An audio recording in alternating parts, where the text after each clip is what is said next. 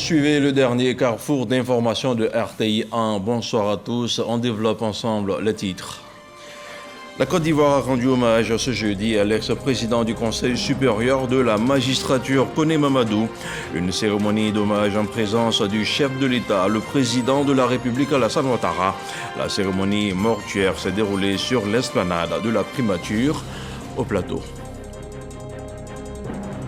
L'Angola et la Côte d'Ivoire ont souligné mercredi à Luanda leur intérêt à établir une coopération ambitieuse et fructueuse, une coopération dans le domaine de la défense et de la sécurité, de l'agriculture et de la pêche, pour ne citer que ceux-ci. Les deux parties ont aussi émis le vœu d'explorer de nouveaux domaines d'intérêt commun. Et puis une délégation du ministère de l'économie, du plan et du développement ainsi que du ministère des finances et du budget séjourne à Washington d'ici depuis le 15 avril dernier. Elles prennent part aux réunions du printemps du Fonds monétaire international et du groupe de la Banque mondiale. Dans la capitale des États-Unis, les ministres Niali Kaba et Adama Coulibaly multiplient les rencontres. Voilà pour les titres. Merci de regarder RTI 1. Avant l'hommage de la nation, Ivoire Sépulture Trècheville a accueilli ce jeudi matin la cérémonie de levée du corps du président du Conseil supérieur de la magistrature. La cérémonie a été marquée par des prières et des témoignages en présence du vice-président de la République, Timoko Méliet Koné, et représentait le chef de l'État, le président Alassane Ouattara. Décédé le 8 avril dernier à l'âge de 71 ans, la dépouille du président du Conseil supérieur de la magistrature a reçu ce jeudi les hommages de la nation. La cérémonie s'est déroulée au sein de la primature en présence du chef de l'État, le président Alassane Ouattara. Retour sur les temps forts de la cérémonie d'hommage avec Viviane Aïma. Grand serviteur de l'État, à la tête du Conseil supérieur de la magistrature depuis le 21 juillet 2023, après avoir occupé auparavant successivement les hautes fonctions de garde des Sceaux, ministre de la Justice, puis celle de président de la Cour suprême et celle de président du Conseil constitutionnel. Décédé le 8 avril dernier, le président Koné Mamadou, 71 ans, peut s'honorer d'une trajectoire professionnelle forgé patiemment, sans raccourci. En présence de sa veuve, de ses enfants et de tous ses proches, sa dépouille a reçu ce jeudi 18 avril dans l'enceinte de la primature l'hommage officiel de la nation ivoirienne, incarné par les plus hautes institutions de la République, en tête le président de la République Alassane Ouattara, le vice-président de la République, le Premier ministre en mission, représenté par le ministre d'État, ministre de la Défense, le président de l'Assemblée nationale, les présidents d'institutions.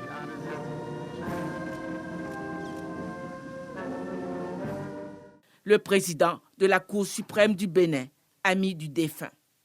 Témoignages et oraisons funèbres ont exalté les qualités d'abnégation au travail et d'humilité qui l'ont caractérisé. Quelle trajectoire de vie! Mais croyez-moi, cela n'a pas été facile, car il fallait de la patience, du mérite, du courage, de la détermination et de la rigueur, mais surtout de la foi pour assumer son destin dans l'heureuse destinée qui fut la sienne. Et tel a été le cas. Ceux et celles qui sont de bonne foi savent que c'est sans compromission que tu es arrivé à faire ta carrière dans ton cheminement avec Dieu. Mamadou, tu t'es choisi ton modèle, le président de la République, son Excellence, M. Alassane Ouattara. Yako, Monsieur le Président de la République. Allah Tout-Puissant, le miséricordieux, tu nous as donné ce grand monsieur. Tu viens de le reprendre, que ton nom soit glorifié. Merci d'avoir exaucé son ultime prière en lui donnant une bonne fin. Va et repose en paix, grand serviteur de l'État et de la République. Tu as servi ton pays avec honneur, dignité et humilité dans les formes convenues, comme il le sied, tout en demeurant un humaniste. Au terme de son cursus scolaire et universitaire, il intègre l'École nationale de la magistrature en France à la section internationale. Et il en sort major en 1980 avec la mention excellent. Il a été ainsi élevé au grade de magistrat hors hiérarchie, groupe B, puis à celui de magistrat hors hiérarchie, groupe A, échelon unique. Il a exercé les fonctions de directeur de cabinet du garde des Sceaux, ministre de la Justice, à 2 reprises, avant d'être nommé président de la Commission nationale de supervision de l'identification. Le travail qu'il a abattu a fini par cristalliser toute la confiance placée en lui. C'est donc naturellement qu'il est nommé garde des Sceaux, ministre de la Justice et des Droits de l'Homme, président du Conseil constitutionnel et enfin président du Conseil supérieur de la magistrature. Un hommage militaire a été rendu à la dépouille par l'exécution de la sonnerie aux morts, suivi par un défilé de troupes à pied.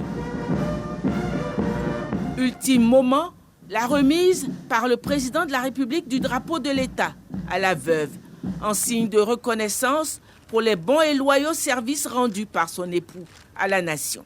Puis, le moment officiel de la séparation et des adieux. La dépouille du grand serviteur de l'État a été remise à sa veuve et à sa famille par le président de la République. Le président Koné Mamadou reposera à Bouaké, la ville qu'il a vu naître et grandir. Sa dépouille sera mise en terre ce vendredi 19 avril après la prière de 13h.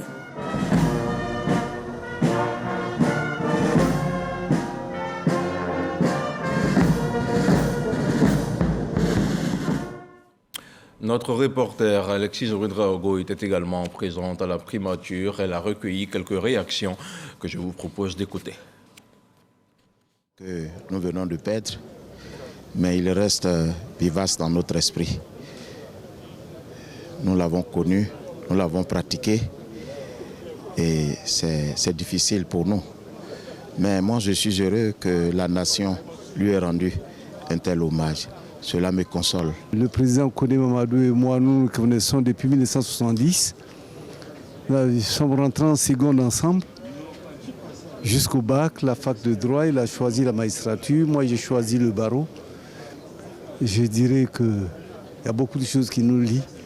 Je ne sais pas quel témoignage rendre si ce n'est que de prier le bon Dieu, de le recevoir, que son âme repose en paix et que la famille soit forte dans ces circonstances très douloureuses. Je retiens de lui un homme bon, un homme travailleur, formateur. C'était un père pour moi et je viens de perdre mon second père. Je suis en deuil et j'ai été pendant 5 ans son conseiller technique au Conseil constitutionnel et son chef de cabinet avant qu'il m'envoie en mission au secrétariat général de l'Assemblée nationale. À chaque fois que de besoin, où le droit devait s'exprimer, je l'appelais. Je disais, grand frère, j'ai besoin de te voir. Et quand j'ai été élu président de l'Assemblée, je dis, je veux un secrétaire général, mais je veux que ce soit toi qui me... Il dit, je te donne mon chef de cabinet. Est-ce qu'un homme comme ça, on peut aller au-delà si ce n'est pas la fraternité, le don de soi qu'il a su faire pour notre pays? Je voudrais que son âme repose en paix, que ma sœur, son épouse Colette et les enfants que je connais très bien, que Dieu veille sur eux, mais souhaitons que de là-bas, ils puissent continuer d'être la mémoire, le mentor de beaucoup de ces jeunes juristes. Après la cérémonie de levée du corps à Ivosep, la dépouille de l'ancien président du Conseil supérieur de la magistrature a marqué une halte à Cocody.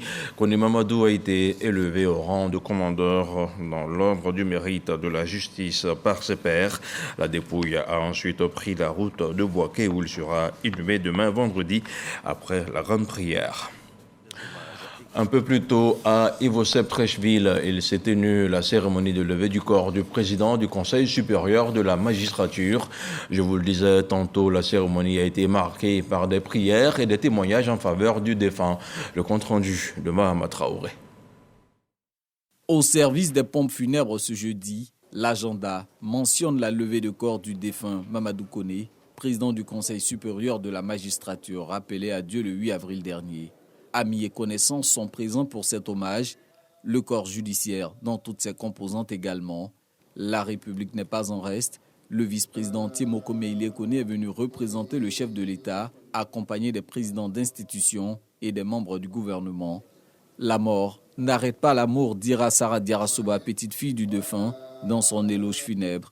Elle et les autres petits-enfants retiennent ceci de leur illustre grand-père. Tu étais un grand homme de principe, un exemple de droiture et de générosité. À travers nos yeux innocents, Papy était un héros inégalé dans les rires, les câlins et les chatouilles que nous appelons familièrement les guilis, nous réconfortait et nous amusait. Papy, tu aimais profondément tes enfants et tes petits-enfants.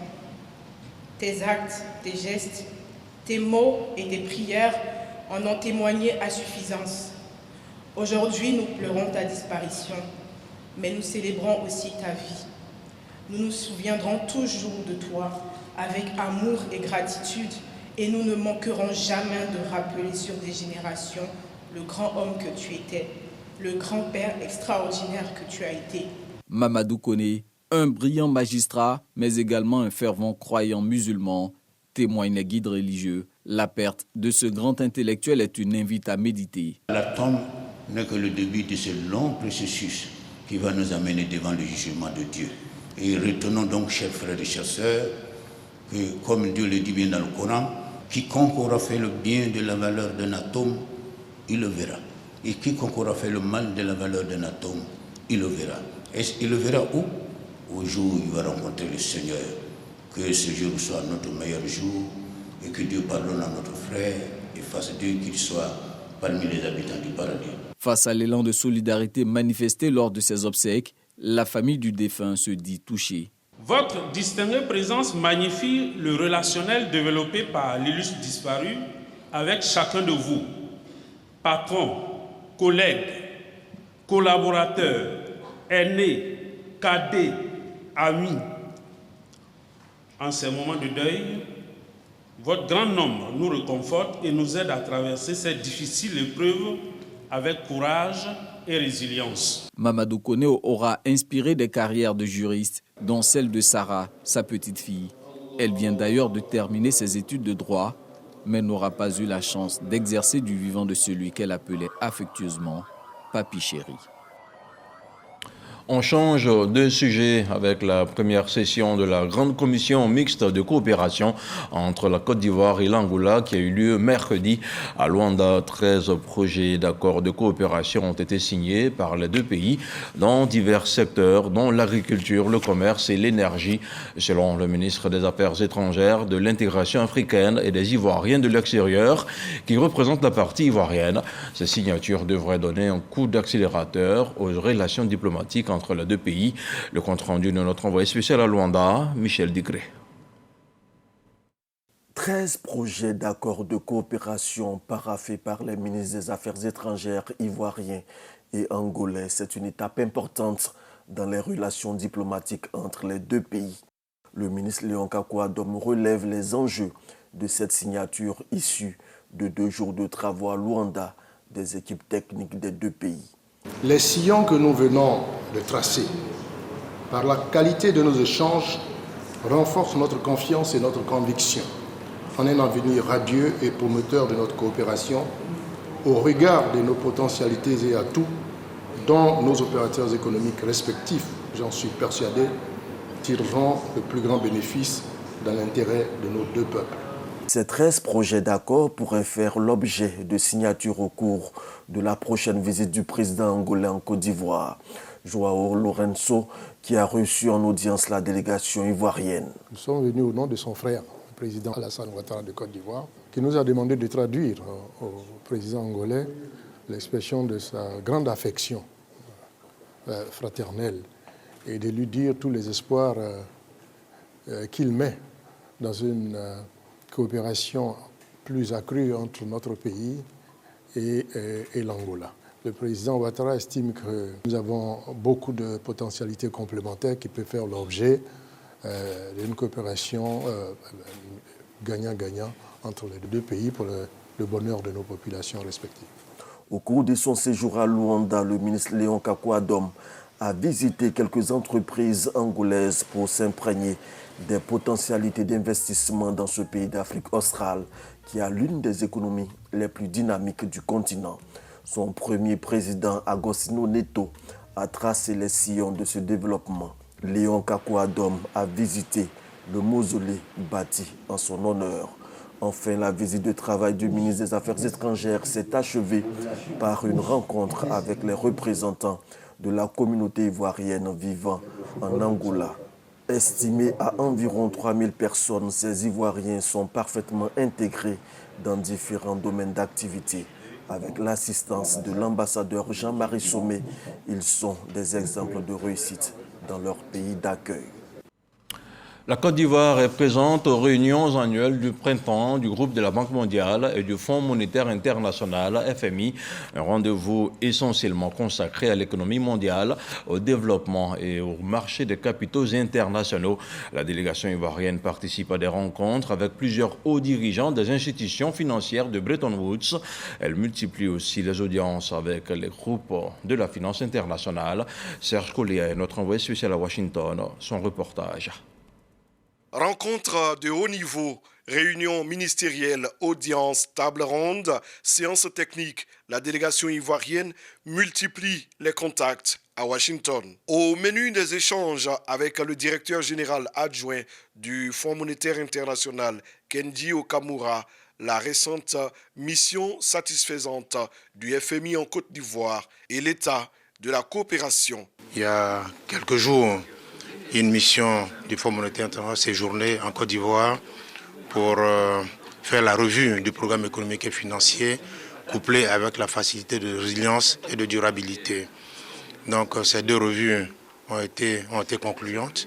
Il était bon que venant ici dans le cadre des assemblées, nous puissions venir dire toute notre appréciation donc, aux autorités du Fonds monétaire international et leur transmettre les félicitations du président de la République et du Premier ministre concernant le renouvellement du mandat qui a été confié à la directrice générale du Fonds monétaire international, Mme Kristalina Georgieva. Pour ce qui est de l'état de la coopération de façon spécifique, donc nous avons demandé au FMI d'accompagner la Côte d'Ivoire pour lever des ressources additionnelles, pour mettre en œuvre l'ensemble des réformes qui se trouvent dans la matrice, donc la facilité de résilience et de durabilité. À ces réunions de printemps du FMI et de la Banque mondiale, le groupe consultatif Afrique 2, composé de 23 pays de l'Afrique de l'Ouest et de l'Afrique centrale, s'est réuni. L'organisation porte à sa tête pour un mandat d'1 an Niale Kaba, la ministre de l'économie, du plan et du développement, a présidé les échanges entre les gouverneurs. La sécurité alimentaire, le climat et l'énergie sont quelques-uns des thèmes abordés. La présidente du groupe consultatif Afrique 2 compte sur le soutien des administrateurs des bureaux du FMI et de la Banque mondiale pour réussir sa mission. Nous avons 2 administrateurs dynamiques, disponibles, qui sillonnent nos pays et qui sont au contact de tous les gouverneurs pour prendre les priorités des États. L'objectif, c'est de faire en sorte que l'agenda d'intervention à la fois du Fonds monétaire et de la Banque mondiale puisse intégrer les priorités de développement de nos États. La série des rencontres se poursuit pour les ministres ivoiriens qui entendent mettre à profit cette tribune. Et ici, à Abidjan, l'engagement des femmes dans le secteur des transports au sein de l'espace CEDEAO a été célébré. C'était à travers une cérémonie qui s'est déroulée dans la commune de Cocody. Elle a été marquée par l'installation de la présidente de la section féminine de la Confédération des syndicats des conducteurs routiers de l'Afrique de l'Ouest et du syndicat national des chauffeurs de transport terrestre de Côte d'Ivoire. Le compte-rendu de Juliette Ouya. Le secteur du transport routier se féminise en Afrique de l'Ouest. Elles sont conductrices de bus, de camions, rabatteuses de clients dans les mini-cars de transport en commun ou encore gestionnaires d'entreprises de transport. Ces femmes battantes ont été célébrées à travers la présidente de la section féminine de la Confédération des syndicats des conducteurs routiers de l'Afrique de l'Ouest et du syndicat national des chauffeurs de transport terrestre de Côte d'Ivoire. Madouce Koné a été installée dans ses fonctions. L'occasion pour les acteurs du secteur de saluer la mixité des métiers du transport dans l'espace ouest africain et prodiguer leurs encouragements. Je voudrais saluer cette structure que vous allez conduire, Madame Koné, et vous inciter à faire de cette section un levier d'autonomisation des femmes, toujours en s'appuyant sur les hommes. Quand les femmes sont dans une organisation, ils le font quand même avec détermination. Et je suis content en Côte d'Ivoire aujourd'hui, il y a beaucoup de chauffeurs femmes. Sous la conduite du président Alassane Ouattara, la question liée à la femme est devenue une priorité gouvernementale. 30% de femmes est exigée aujourd'hui dans toutes les institutions, et même dans toutes les grosses organisations.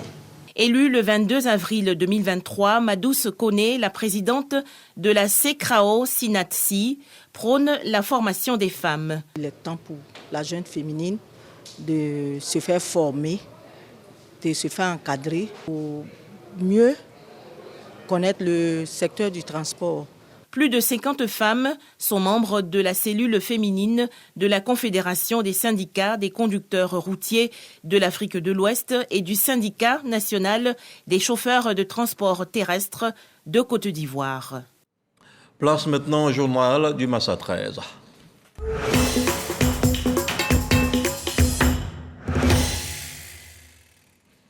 Le Vietnam à l'école de la culture africaine et plus particulièrement celle de la Côte d'Ivoire. Une délégation conduite par la vice-ministre des Affaires étrangères de ce pays a mis séjourne en ce moment à Abidjan. Elle a visité le Palais de la Culture, lieu où se tient en ce moment la 13e édition du Massa. Nous écoutons ici la vice-ministre du Vietnam. Elle est au micro d'Ismaël Déo. Nous tenons à féliciter chaleureusement la Côte d'Ivoire pour avoir organisé avec un très grand succès le marché Massa de l'art des spectacles, une manifestation culturelle de grande ampleur en Côte d'Ivoire et en Afrique en général. Notre relation est de longue date et très traditionnelle, marquée par le rapprochement entre les peuples et le Massa se poursuit jusqu'au 20 avril prochain. L'Académie mondiale de taekwondo a enflammé le palais de la culture de Treichville. Plusieurs athlètes du Kukiwon ont gratifié le public d'un spectacle à couper le souffle. C'est la salle à Koyo et bouclée qui a servi de cadre à cette démonstration sud-coréenne. Serge Pakom Didier Nguessan.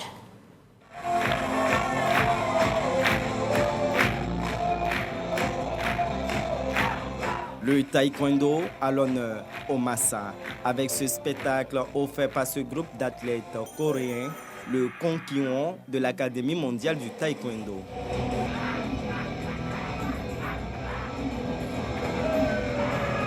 Cette démonstration vise à renforcer l'amour des Ivoiriens pour le taekwondo, une discipline olympique dont la Côte d'Ivoire est l'un des pays leaders en Afrique. Nous ne pouvons qu'être heureux et qu'être fiers d'avoir aussi le Kukiwon présent, qui renforcera non seulement les liens entre la Côte d'Ivoire et la Corée, mais aussi les performances de nos athlètes. Dans une salle Kojo et bouclée trop exiguë pour la circonstance, plusieurs démonstrations de taekwondo tiennent en haleine des professionnels, amateurs et passionnés de cet art martial. Notre pays est doublement honoré parce que la Corée a été invitée et à travers la Corée, le taekwondo qui fait partie de la culture coréenne est venu. Il aimerait bien avec le président Yassé et grand maître Coulibaly que le taekwondo développe beaucoup et avec ça, les Ivoiriens peuvent apprendre l'étiquette et les disciplines. Un spectacle qui captive également Françoise Remarque, ministre de la Culture et de la Francophonie. En projet, un bureau régional du Kukiwon à Abidjan. Une opportunité à saisir pour s'imprégner du savoir-faire coréen afin que les athlètes ivoiriens performent également sur la scène internationale dans ce sport. Avec la Corée comme pays invité spécial au Massa 2024, ce sont donc des partages d'expériences culturelles, mais aussi sportives avec des pays amis. Toujours dans l'ambiance du Massa, ce sont près de 1000 visiteurs qui vont découvrir au moins 300 spectacles. Mais à côté des spectacles, il y a aussi de la gastronomie. Ventre affamé n'a point d'oreille, ni Dieu pouvoir du festif. Je vous invite à la découverte d'une gamme variée de mets ivoiriens avec Ismaël Déo et Khalid Diomandé.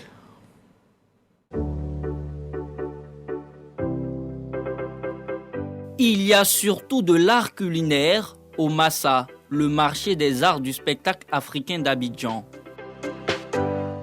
Dans l'effervescence de ce rendez-vous culturel, de nombreux restaurateurs proposent une gamme variée de mets aux visiteurs. Poulet, poisson braisé et viande de mouton, communément appelée choukouya.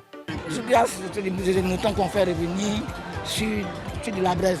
Les clients, même, ils sont tous européens. Il y a et puis des Ivoiriens aussi, mais beaucoup d'étrangers. Une variété de mets qui ravit les papilles des festivaliers. Moi j'aime varier en fait, donc je prends du poulet, des fois des brochettes, de la tiéké, bien voilà, à locaux, riz, et là c'est riz aux champignons et cuisses de poulet, et ça me va très bien, parfois un peu de poisson. Basiquement, ce que j'ai remarqué, c'est que la gastronomie ivoirienne, c'est assez pimenté. Sinon, c'est quasiment les mêmes ingrédients que nous utilisons pour faire notre cuisine. Sinon, la gastronomie ivoirienne est très délicieuse, très intéressante. Une fois la nuit tombée, le flux de commandes s'intensifie. À feu de braise, tout est mis en œuvre pour régaler les visiteurs. Tout le monde est là, chacun veut commander, mais les soirs, ils préfèrent quelque chose de léger et nous, on leur fait ça spécialement. Ils aiment la soupe de cabri, escargot sauté, genre citrouille là, et le foufou. Mais le placali, c'est le las. Les spécialités culinaires proposées au Massa inspirent les amoureux de la gastronomie venus de divers horizons. J'ai trouvé ma nouvelle maman là ici, qui s'occupe de moi depuis que je suis là. Elle me fait alors à locaux, les salades, le poisson, le poulet grillé. C'est des recettes qu'on prendra parce qu'il y a une saveur qu'on retrouve seulement à Abidjan. C'est pas pour rien qu'on dit qu'Abidjan est doux. Donc voilà, donc je vais prendre le maximum et puis refléter ça dans mes aventures culinaires quand je serai à Toronto. Aujourd'hui, j'ai pris quelque chose de nouveau. C'est des frites, mais des frites à la plantaine, je pense. Je ne suis pas trop certain. Et je pense que c'est du poulet, mais ça aussi, je ne suis pas trop certain. J'ai essayé le poisson avec la tiéké et la loco, c'est très bon. Et le poulet aussi, c'est très bon. Et le dindon. Et oui, c'est très bon. Babassou, c'est sauce babassou là, on dit, non? Avec foutou. Oui, c'est ça. Oui, c'était bon, ouais. C'était bon. Au début, j'hésitais, mais après, j'ai goûté et puis j'ai demandé, on m'a servi. C'est vraiment bien, ouais. Les mets ivoiriens sont beaucoup plus valorisés, donc c'est ce qui est beaucoup intéressant. Donc ça permet aux autres cultures de pouvoir voir un peu qu'est-ce que la Côte d'Ivoire a, qu'est-ce que la Côte d'Ivoire propose. Et puis voilà, tout le monde se retrouve quoi. Entre découverte et partage de culture, le Massa se positionne comme une véritable plateforme de valorisation de l'art gastronomique africain. Encore quelques jours pour découvrir les talents culinaires des restaurateurs présents. Direction l'est de la Côte d'Ivoire avec les populations d'Assouangui qui rendent hommage au président de la République. Elles célèbrent également leur raccordement au réseau électrique national. Elles ont fait d'une pierre deux coups en célébrant aussi l'intronisation du nouveau chef du village à travers une cérémonie de prière. Herman Yamia. C'est une triple cérémonie qui a réuni le peuple Sogovagne à Assouangui, un village de la sous-préfecture de Bondoukou. D'abord, rendre un vibrant hommage au président de la République Alassane Ouattara pour ses nombreuses actions de développement dans la localité, notamment le raccordement du village au réseau électrique national. Ensuite, la célébration de la prière annuelle tournante de la tribu Sogovagne et enfin l'intronisation officielle de Nana Kouadio Yaoubio en tant que chef du village d'Assouangui. Depuis le 31 mars 2021, le village d'Assouangui est sorti de l'obscurité légendaire dans laquelle il était plongé par la seule volonté du président de la République. L'organisation donc d'une triple cérémonie à Assouangui traduit toute la reconnaissance du peuple sogovagne dans sa diversité à Dieu pour tous ses bienfaits et l'expression de sa gratitude au chef de l'État pour avoir insufflé l'amorce de développement à Swangui. Parrain de la cérémonie, le député de la circonscription Noël, Kofi Maïza. Il a félicité les populations pour cette marque de reconnaissance envers le président de la République Alassane Ouattara, qui selon lui se bat comme il peut pour apporter le développement dans toutes les régions de la Côte d'Ivoire. Beaucoup de villages ont été mis sous tension. Mais il n'y a pas beaucoup de villages qui entrevoient cette initiative-là pour dire merci au président de la République. Et cela doit être salué et cela doit être encouragé. L'ancien préfet des régions du Gontogo, Angoukwa, représentant le haut patron de la cérémonie, le ministre d'État Kobina Kwasi Adjoumani, a quant à lui salué l'initiative des populations avant d'exhorter le nouveau chef de village à prôner la cohésion au sein de sa communauté. L'acte matériel de remise d'un arrêté à un chef symbolise sa reconnaissance par l'État lui-même. À partir de ce moment, le chef est mis en mission et pour les populations et pour l'État. Au cours de cette cérémonie, des diplômes de reconnaissance ont été remis aux personnes qui œuvrent pour le développement d'Assouangui et de la région. Un mot de religion avec la 5e édition de Ramadan Karim, une lucarne islamique qui s'est tenue dimanche dernier. La rencontre aura permis de récompenser les enfants qui ont fait l'effort de jeûner le mois de Ramadan. Avec les enfants, les valeurs de l'islam ont été partagées. Ahmed Traoré, Abou Sanogo pour le commentaire. Journée festive pour ces enfants musulmans venus de tous les quartiers du district autonome d'Abidjan pour prendre part à la célébration de la 5e édition du Ramadan Karim pour les enfants.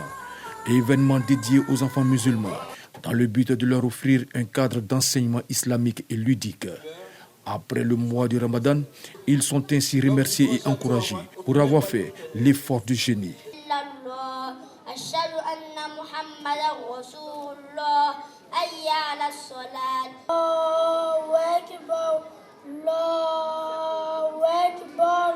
Cette initiative vise à promouvoir les valeurs de l'islam dans la vie quotidienne des enfants.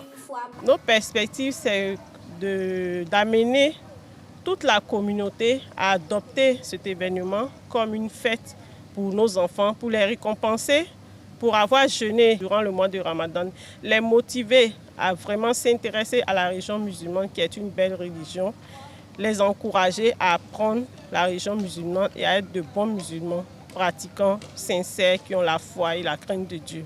Parrain de cette édition, Traoré Drissa, député de Wangolo-Dougou Kawara, se félicite de l'initiative qui vise à rapprocher davantage les enfants de leur religion. Avec pour thème les valeurs de l'islam dans la vie quotidienne des enfants, Ramadan Karim devient le cadre par excellence pour une éducation continue. Ils ont besoin de références, de modèles et d'orientation pour mieux se définir dans la société actuelle. Je reste persuadé que Ramadan Karim reste un indicateur pour nos enfants. Pour la prochaine édition du Ramadan Karim pour les enfants, les organisateurs entendent parcourir les contrées du pays, permettant ainsi aux enfants d'autres régions de vivre ce bonheur. Dans l'actualité hors de chez nous, 3 diplomates français, dont 2 conseillers politiques à l'ambassade de France à Ouagadougou, sont déclarés persona non grata sur le territoire du Burkina Faso.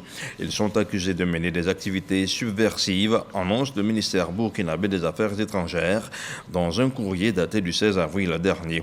Les 3 diplomates ont 48 heures pour quitter le territoire, précise une note adressée à l'ambassade française.